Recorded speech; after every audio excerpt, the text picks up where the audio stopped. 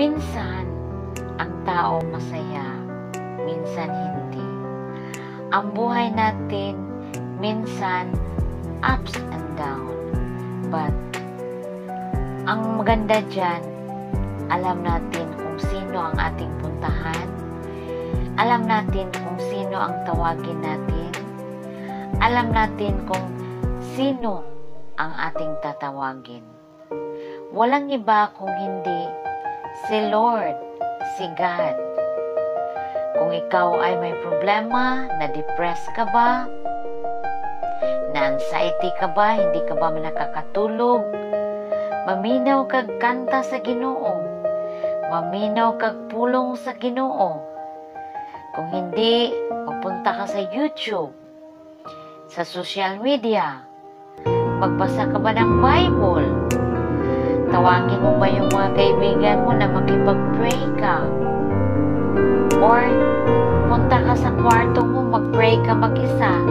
Kausapin mo ang ating Panginoon. Dahil, hindi niya tinitingnan ang ating kasalanan. Kung hindi, tinitingnan niya ang ating kalooban, ang laman ng ating puso. Kung totoo ba tayong naniwala na may Panginoon. Ang sabi niya, kung kayo ay napapagod, punta kayo sa akin. Lumapit kayo sa akin. Sino yung nabibigatan? Lumapit kayo sa akin. Yan ang sabi ni God.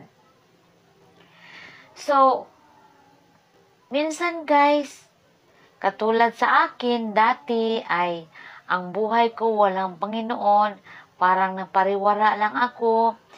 Inom doon, party dito, picnic doon, kahit saan lang ako mapunta dahil kulang sa guidance, kulang sa control ang ating sarili.